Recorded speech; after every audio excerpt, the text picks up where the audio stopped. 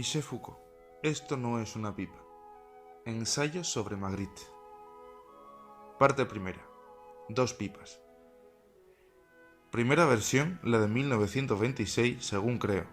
Una pipa dibujada con esmero, y debajo, escrita a mano con una letra regular, aplicada, artificial, con una letra de colegio de monjas, como podemos encontrarla, en calidad de modelo, en la parte superior de los cuadernos escolares o en una pizarra después de una lección de cosas. Esta mención.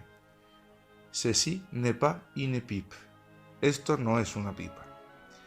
La otra versión, supongo que la última, podemos encontrarla en Up l'antipode. La misma pipa, el mismo enunciado, la misma letra.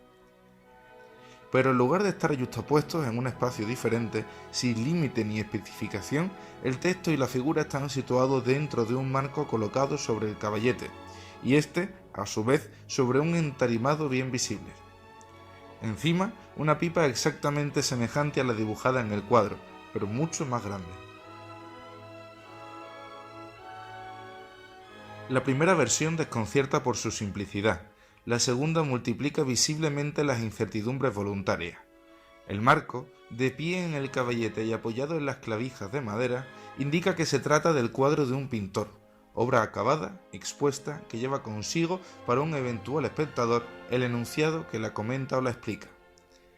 Y, sin embargo, esa escritura ingenua que ni es exactamente el título de la obra ni uno de sus elementos pictóricos, la ausencia de cualquier otro indicio que señale la presencia del pintor, la rusticidad del conjunto, las gruesas planchas del parqué, todo eso hace pensar en la pizarra de una clase.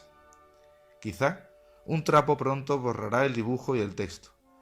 Quizá no se borre más que uno u otro para corregir el error, dibujar algo que no sea verdaderamente una pipa o escribir una frase que afirme que eso es una pipa. Equivocación provisional, un mal escrito, del mismo modo como se diría un malentendido que un gesto disipará en un polvo blanco. Pero, además, esa solo es la menor de las incertidumbres. Veamos otras. Hay dos pipas. ¿No habrá que decir más bien dos dibujos de una misma pipa? O también una pipa y su dibujo, o también dos dibujos que representan cada uno una pipa, o también dos dibujos, uno de los cuales representa una pipa pero no el otro, o también dos dibujos, ninguno de los cuales son ni representan pipa, o también un dibujo que representa no una pipa, sino otro dibujo que representa, este sí, una pipa, de tal modo que me veo obligado a preguntarme, ¿a qué se refiere la frase escrita en el cuadro? ¿Al dibujo bajo el cual se halla colocada de un modo inmediato? Mirad esos rasgos ensamblados en la pizarra. Por más que se parezcan, sin la menor diferencia, sin la menor infidelidad, a lo mostrado allá arriba, no os engañéis. Es allá arriba donde está la pipa, y no en ese grafismo elemental. Pero quizá la frase se refiera precisamente a esa pipa desmesurada, flotante, ideal, simple sueño o idea de una pipa. Entonces habrá que leer. No busquéis allá arriba una verdadera pipa. Aquello es su sueño, pero el dibujo que está aquí en el cuadro, firme y rigurosamente trazado, ese dibujo es el que hay que tener por verdad manifiesta. Pero también me sorprende esto. La pipa representada en el cuadro, pizarra o tela pintada, poco importa, esa pipa de abajo está sólidamente presa en un espacio con visibles puntos de referencia, ancha, el texto escrito, los bordes inferiores y superiores del marco, altura, los lados del marco, las patas del caballete, profundidad, las ranuras del entarimado. Estable prisión. En cambio, la pipa de arriba no tiene coordenadas. La enormidad de sus proporciones hace incierta su localización, efecto inverso de lo que encontramos en Le Tombeau de Luters, donde lo gigantesco está captado en el espacio más preciso. ¿Se encuentra esta desmesurada pipa delante del cuadro dibujado, relegándolo a un segundo plano detrás de ella? ¿O bien está en suspenso justo encima del caballete, como una emanación, un vapor que acaba de desprenderse del cuadro, humo de una pipa y que a su vez toma la forma y la redondez de una pipa, oponiéndose así y pareciéndose a ella, según el mismo juego de analogía y de contraste que hallamos en la serie de las Battles de la Argonne entre lo vaporoso y lo sólido? ¿O acaso podríamos suponer, en último término, que está detrás del cuadro y del caballete, más gigantesca de lo que parece, sería su profundidad desgarrada o la dimensión interior que revienta la tela o la pizarra y que lentamente allá abajo, en un espacio lo sucesivo sin puntos de referencia, se dilata hasta el infinito? Sin embargo, ni siquiera estoy seguro de esta incertidumbre. O mejor, lo que me parece muy dudoso es la simple oposición entre la fluctuación sin localizar de la pipa de arriba y la estabilidad de la de abajo. Mirando algo más de cerca, vemos sin dificultad que los pies de ese caballete que sostiene el marco que encierra la tela y en la cual se aloja el dibujo, esos pies que descansan sobre un suelo visible y seguro por su tosquedad, están de hecho biselados. No tienen más superficie de contacto que 3 finas puntas que desproveen al conjunto, sin embargo bastante macizo de cualquier estabilidad. ¿Caída inminente? ¿Derrumbamiento del caballete, del marco, de la tela o de la tabla del dibujo del texto? Maderas rotas, figuras fragmentadas, letras separadas unas de otras hasta el punto de que las palabras tal vez ya no podrán reconstruirse.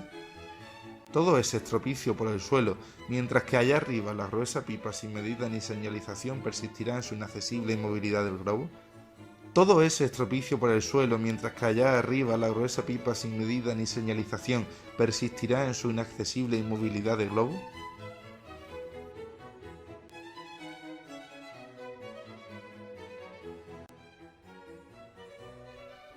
Capítulo 2. El caligrama deshecho. El dibujo de Magritte, por el momento no hablo más que de la primera versión, es tan simple como una página sacada de un manual de botánica, una figura y el texto que la nombra. Nada más fácil de reconocer que una pipa, dibujada como esa, nada más fácil de pronunciar, nuestro lenguaje lo dice perfectamente por nosotros, que el nombre de una pipa. Ahora bien, lo extraño de esa figura no es la contradicción entre la imagen y el texto, por una simple razón. Tan solo podría haber contradicción entre dos enunciados o en el interior de un solo y mismo enunciado. Ahora bien, veo que aquí solo hay uno, y que no puede ser contradictorio puesto que el sujeto de la proposición es un simple demostrativo. ¿Falso entonces puesto que su referente, muy visiblemente una pipa, no lo verifica? Ahora bien, ¿quién me puede decir seriamente que ese conjunto de trazos entrecruzados encima del texto es una pipa? ¿O acaso hay que decir, Dios mío, qué estúpido y simple es todo esto, ese enunciado es perfectamente verdadero, puesto que es evidente que el dibujo que representa una pipa no es una pipa? Y, sin embargo, hay un hábito del lenguaje. ¿Qué es un dibujo? Es un ternero, es un cuadrado, es una flor. Viejo hábito que no deja de tener fundamento. Toda la función de un dibujo tan esquemático, tan escolar como este, radica en hacerse reconocer, en dejar aparecer sin equívocos ni vacilaciones lo que representa. Por más que sea el pozo, en una hoja o en un cuadro, de un poco de mina de plomo o de un fino polvo de tiza, no reenvía como una flecha o un dedo índice apuntando a determinada pipa que estaría más lejos o en otro lugar. Es una pipa. Lo que desconcierta es que resulta inevitable relacionar el texto con el dibujo, a lo cual nos invitan el demostrativo, el sentido de la palabra pipa, el parecido con la imagen, y que es imposible definir el plan que permita decir que la aserción es verdadera, falsa, contradictoria. No puedo quitarme de la cabeza que la diablura radica en una operación que la simplicidad del resultado ha hecho invisible, pero que sólo ella puede explicar el indefinido malestar que éste provoca. Esa operación es un caligrama secretamente constituido por Magritte y luego deshecho con cuidado. Cada elemento de la figura, su posición recíproca y su relación se derivan de esa operación anulada una vez realizada. Detrás de ese dibujo y esas palabras, y antes de que una mano haya escrito lo que sea, antes de que hayan sido formados el dibujo del cuadro y en él el dibujo de la pipa, antes de que allá arriba haya surgido esa gruesa pipa flotante, es necesario suponer, creo, que había sido formado un caligrama y luego descompuesto. Ahí están la constatación de su fracaso y sus restos irónicos. En su tradición milenaria, el caligrama desempeña un triple papel: compensar el alfabeto, repetir sin el recurso de la retórica, coger las cosas en la trampa de una doble grafía. Aproxima, en primer lugar, lo más cerca posible el texto y la figura. Compone las líneas que delimitan la forma del objeto con las que disponen la sucesión de las letras. Aloja los enunciados en el espacio de la figura y hace decir al texto lo que representa el dibujo. Por un lado, alfabetiza el ideograma, lo prueba de letras discontinuas y hace hablar así al mutismo de las líneas ininterrumpidas. Pero, a la inversa, reparte la escritura en un espacio que ya no tiene la indiferencia, la abertura y la blancura inertes del papel, le impone distribuirse según las leyes de una forma simultánea, reduce el fonetismo a no ser, por un instante, más que un rumor gris que completa los contornos de una figura, pero convierte al dibujo en el delgado envoltorio que hay que agujerear para seguir, palabra a palabra, el devanado de su texto intestino. El caligrama es, por consiguiente, tautología, pero en oposición a la retórica, la cual juega con la plétora del lenguaje, utiliza la posibilidad de decir dos veces las mismas cosas con palabras diferentes. Se aprovecha de la sobrecarga de riqueza que permite decir dos cosas diferentes con una sola y misma palabra. La esencia de la retórica radica en la alegoría. El caligrama se sirve de esa propiedad de las letras de valer a la vez como elementos lineales que podemos disponer en el espacio y como signos que hemos de desplegar según la cadena única de la substancia sonora. En su calidad de signo, la letra permite fijar las palabras, como línea permite representar la cosa. De ese modo, el caligrama pretende borrar lúdicamente las más viejas oposiciones de nuestra civilización alfabética, mostrar y nombrar, figurar y decir, reproducir y articular, imitar y significar, mirar y leer. Acorralado por dos veces a la cosa de la que habla, le tiende la trampa más perfecta. Por su doble entrada garantiza esa captura, de la que el discurso por sí solo o el puro dibujo no son capaces. Conjura la invencible ausencia sobre la que no llegan a triunfar las palabras, imponiendo en ella, por las astucias de una escritura que actúa en el espacio, la forma visible de su referencia, sabiamente dispuestos en la hoja de papel. Los signos apelan, desde el exterior, por el margen que dibujan, por el recorte de su masa en el espacio vacío de la página, a la cosa misma de la que hablan. Y de rechazo, la forma visible es surcada por la escritura, labrada por las palabras que la trabajan desde el interior, y conjurando la presencia inmóvil, ambigua, sin nombre, hacen brotar la red de significaciones que la bautizan, la determinan, la fijan en el universo de los discursos. Doble trampa, cepo inevitable. ¿Por dónde escaparían en lo sucesivo el vuelo de los pájaros, la forma transitoria de las flores, la lluvia que chorrea?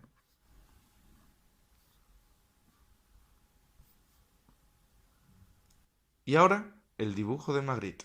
Empecemos por el primero, el más simple. Me parece que está hecho con los pedazos de un caligrama roto. Bajo las apariencias de un retorno a una disposición anterior, vuelve a tomar sus tres funciones, pero para pervertirlas y hostigar con ello todas las relaciones tradicionales existentes entre el lenguaje y la imagen. El texto que había invadido la figura con el fin de reconstruir el viejo ideograma, vemos que aquí ha vuelto a colocarse en su sitio. Ha vuelto a su lugar natural, abajo, allí donde sirve de soporte a la imagen, donde la nombra, la explica, la descompone, la inserta en la secuencia de los textos y en las páginas del libro.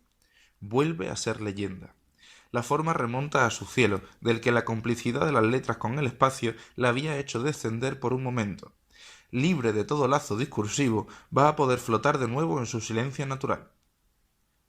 Volvemos a la página y a su viejo principio de distribución, pero sólo aparentemente, pues las palabras que ahora puedo leer bajo el dibujo son palabras a su vez dibujadas, imágenes de palabras que el pintor ha colocado fuera de la pipa, pero en el perímetro general y, por otra parte, inasignable de su dibujo.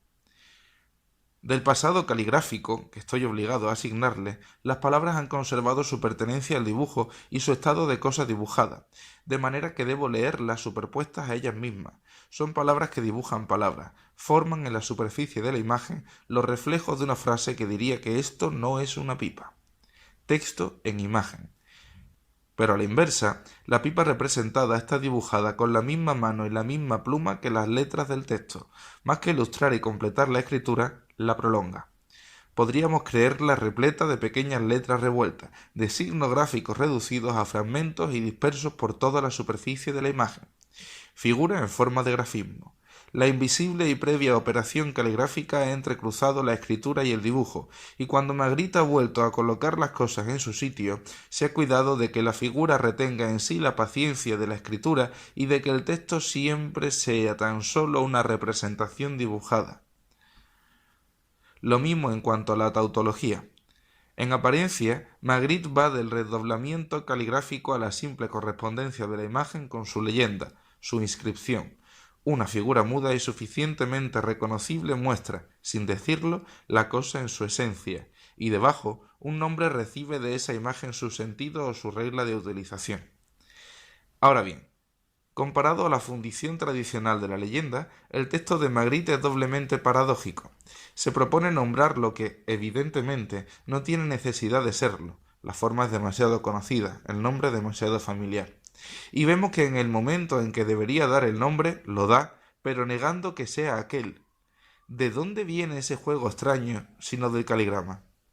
Del caligrama que dice dos veces las mismas cosas, allí donde sin duda bastaría una sola, del caligrama que hace deslizar uno sobre otro lo que muestra y lo que dice para que se enmascaren recíprocamente, para que el texto se dibuje y todos sus signos yuxtapuestos formen una paloma, una flor o un aguacero. Es preciso que la mirada se mantenga por encima de cualquier desciframiento posible. Es preciso que las letras sean todavía puntos, las frases líneas, los párrafos superficies o masa, ala, tallo o pétalo. Es preciso que el texto no diga nada a ese sujeto que mira y que es mirón y no lector. Desde el momento que se pone a leer, en efecto, la forma se disipa. En torno a la palabra reconocida, a la frase comprendida, los otros grafismos se desvanecen, llevándose consigo la plenitud visible de la forma, dejando tan solo el desarrollo lineal, sucesivo del sentido. Menos aún que una gota de lluvia que cae después de otra, menos aún que una pluma o una hoja arrancada. A pesar de las apariencias, el caligrama no dice, en forma de pájaro, de flor o de lluvia, esto es una paloma, una flor, un aguacero que cae. Desde el momento que se pone a decirlo, desde el momento en que las palabras se ponen a hablar y a conferir un sentido, ocurre que el pájaro ya ha echado a volar y la lluvia se ha secado. Para el que lo contempla, el caligrama no dice, todavía no puede decir, esto es una flor, esto es un pájaro. Todavía está demasiado preso en la forma, demasiado sujeto a la representación por semejanza para formular esa afirmación. Y cuando lo leemos, la frase que desciframos, esto es una paloma, esto es un aguacero, no es un pájaro, ya no es un aguacero. Por astucia o impotencia, poco importa, el caligrama dice y representa en el mismo momento. Esa misma cosa que se ve y se lee está callada en la visión y oculta en la lectura. Magritte ha distribuido de nuevo en el espacio el texto y la imagen. Cada uno vuelve a ocupar su sitio, pero no sin retener algo de la finta propia del caligrama. La forma dibujada de la pipa desecha cualquier texto de explicación o de designación en tanto que aquella es reconocible. Su esquematismo escolar dice de un modo muy explícito: ustedes ven también la pipa que soy, que resultaría ridículo para mí disponer mis líneas de tal modo que escriban esto es una pipa. Las palabras, con toda seguridad, me dibujarían peor de como yo me represento. Y el texto, a su vez, en ese dibujo aplicado que representa una escritura, prescribe. Tómenme por lo que soy inequívocamente, letras colocadas unas al lado de otras, con esa disposición y esa forma que faciliten la lectura, aseguran el reconocimiento y se abren incluso al escolar más balbuciente. No pretendo redondearme y luego estirarme para convertirme primero en la cazoleta y a continuación en la boquilla de una pipa. No soy nada más que las palabras que están leyendo. En el caligrama actúan uno contra otro, un no decir todavía y un ya no representar. La pipa de Magritte, en lugar de donde nacen esas negaciones y el punto donde se aplican, son totalmente diferentes. El no decir todavía de la forma se ha cambiado no exactamente en una afirmación, sino en una doble posición.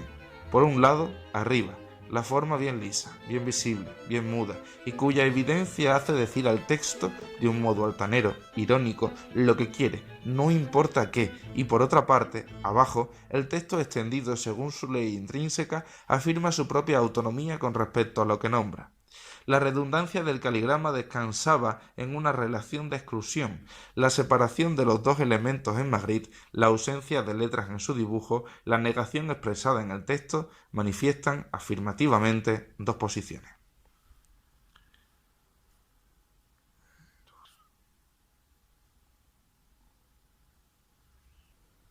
Sin embargo, me temo haber descuidado lo que quizás sea lo esencial en la pipa de Magritte. He actuado como si el texto dijese, yo, ese conjunto de palabras que usted está leyendo, yo no soy una pipa. He actuado como si existieran dos posiciones simultáneas y bien separadas una de la otra, en el interior del mismo espacio, la de la figura y la del texto. Pero he omitido que de una a otra estaba señalando un lazo sutil, inestable, a la vez insistente e incierto. Y está señalado por la palabra esto. Por tanto, hay que admitir entre la figura y el texto toda una serie de entrecruzamientos, o más bien, ataques lanzados de una a otra, flechas disparadas contra el blanco contrario, acciones de zapa y destrucción, lanzadas y heridas, una batalla. Por ejemplo, este dibujo que usted ve, cuya forma sin duda alguna reconoce y cuya influencia caligráfica apenas acabo de desenredar, no está sustancialmente ligado a, no está constituido por, no cubre la misma materia que una pipa. Es decir, esa palabra que pertenece a su lenguaje, compuesto de sonoridades que usted puede pronunciar y que traducen las letras que en esos momentos usted lee. Esto no es una pipa, por consiguiente, puede leerse así. No es una pipa. Al mismo tiempo, sin embargo, este mismo texto enuncia otra cosa distinta. Este enunciado que usted ve disponerse ante sus ojos en una línea de elementos discontinuos, de la que esto es a la vez el designante y la primera palabra, no podría equivaler ni sustituir a, no podría representar adecuadamente una pipa. Uno de esos objetos cuya posible figura intercambiable, anónima, luego inaccesible a cualquier nombre, usted puede ver allí, encima del texto. Entonces hay que leer. Esto no es. Ahora bien, en resumidas cuentas, resulta sencillamente que lo que el enunciado de Magritte niega es la pertenencia inmediata y recíproca del dibujo de la pipa y del texto por el que se puede nombrar esa misma pipa. Designar y dibujar no se cubren, salvo en el juego caligráfico que merodea en el segundo plano del conjunto y que es conjurado a la vez por el texto, por el dibujo y por su actual separación. De ahí la tercera función del enunciado esto, este conjunto constituido por una pipa en estilo de escritura y por un texto dibujado, es incompatible con una pipa. Este elemento mixto que depende a la vez del discurso y de la imagen, y cuyo ser ambiguo quería hacer surgir el juego verbal y visual del caligrama.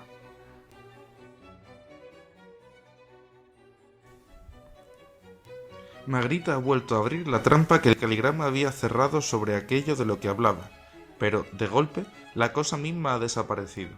En la página de un libro ilustrado, uno no acostumbra a prestar atención a ese pequeño espacio blanco que se extiende por encima de las palabras y por debajo de los dibujos, que les sirve de frontera común para incesantes pasos, pues es ahí, en esos pocos milímetros de blancura, en la arena calma de la página, donde se anudan entre las palabras y las formas todas las relaciones de designación, de nombramiento, de descripción, de clasificación.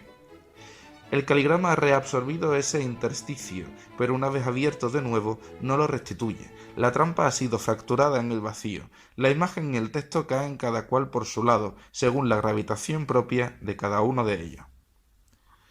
Ya no poseen espacio común, ni lugar donde puedan interferirse, donde las palabras sean capaces de recibir una figura y las imágenes capaces de entrar en el orden del léxico. La delgada franja, incolora y neutra, que en el dibujo de Magritte separa texto y figura, hay que verla como un hueco, una región incierta y brumosa que ahora separa a la pipa que flota en su cielo de imagen del pisoteo terrestre de las palabras que desfilan por su línea sucesiva. Y todavía es exagerado decir que hay un vacío o una laguna. Se trata más bien de una ausencia de espacio, de una desaparición del lugar común entre los signos de la escritura y las líneas de la imagen. La pipa, que era indivisible entre el enunciado que la nombraba y el dibujo que debía representarla, esa pipa umbrosa que entrecruzaba los lineamientos de la forma y la fibra de las palabras, se ha ocultado definitivamente. Desaparición que el texto, desde el otro lado de ese poco profundo arroyo, constata divertidamente. Esto no es una pipa. Por más que el ahora solitario dibujo de la pipa intente asemejarse a esa forma que designa de ordinario la palabra pipa, por más que el texto se extienda por debajo del dibujo con toda la atenta fidelidad de un pie de ilustración en un libro científico, entre ambos no puede pasar ya más que la formulación del divorcio, el enunciado que impugna a la vez el nombre del dibujo y la referencia del texto. En ninguna parte hay pipa alguna. A partir de ahí podemos comprender la última versión que ha dado Magritte, de esto no es una pipa. Al colocar el dibujo de la pipa y el enunciado que le sirve de leyenda en la superficie muy claramente delimitada de un cuadro, en la medida de que se trata de una pintura, las letras sólo son la imagen de las letras. En la medición de que se trata de una pizarra, la figura sólo es la continuación didáctica de un discurso.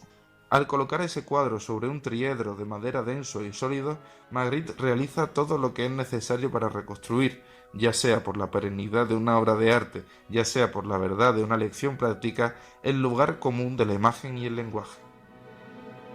Todo está sólidamente amarrado en el interior de un espacio escolar.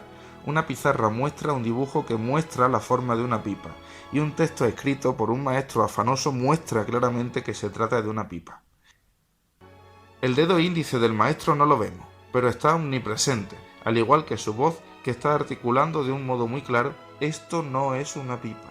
De la pizarra a la imagen, de la imagen al texto, del texto a la voz, una especie de dedo índice general señala, muestra, fija, señaliza, impone un sistema de reflexiones, intenta estabilizar un espacio único. Pero, ¿por qué he introducido también la voz del maestro? Porque apenas ha dicho esto es una pipa, ha tenido que retractarse y balbucir. Esto no es una pipa, sino el dibujo de una pipa. Esto no es una pipa, sino una frase que dice que es una pipa. La frase esto no es una pipa no es una pipa. En la frase esto no es una pipa, esto no es una pipa. Este cuadro, esta frase escrita, este dibujo de una pipa, todo esto no es una pipa. Las negaciones se multiplican. La voz se embrolla y se ahoga. El maestro, confuso, baja el índice estirado de la espalda a la pizarra, mira a los alumnos que se desternillan de risa y no se da cuenta de que si ríen tan fuerte se debe a que por encima de la pizarra y del maestro, que farfulla sus negaciones, acaba de levantarse un vapor que poco a poco ha ido tomando forma y ahora dibuja de un modo muy exacto, sin ninguna duda posible, una pipa. Es una pipa. Es una pipa. Gritan los alumnos que patalean, mientras que el maestro, cada vez más bajo, pero siempre con la misma obstinación, murmura sin que ya nadie le escuche. Y, sin embargo, esto no es una pipa. Y no se equivoca, pues esta pipa que flota tan visiblemente por encima de la escena, como la cosa a la que se refiere el dibujo de la pizarra, y en cuyo nombre el texto puede decir con razón que el dibujo no es verdaderamente una pipa, esa pipa no es más que un dibujo, no es en absoluto una pipa. Tanto en la pizarra como encima de ella, el dibujo de la pipa y el texto que debería nombrarla no encuentran ya dónde encontrarse y prenderse uno en el otro, como el calígrafo, con mucha presunción, había intentado hacerlo. Entonces, sobre sus pies biselados y tan visiblemente inestables, el caballete ya no tiene más que caerse, el marco dislocarse, el cuadro rodar por tierra, las letras desparramarse, la pipa puede cascarse, el lugar común, obra banal o lección cotidiana, ha desaparecido.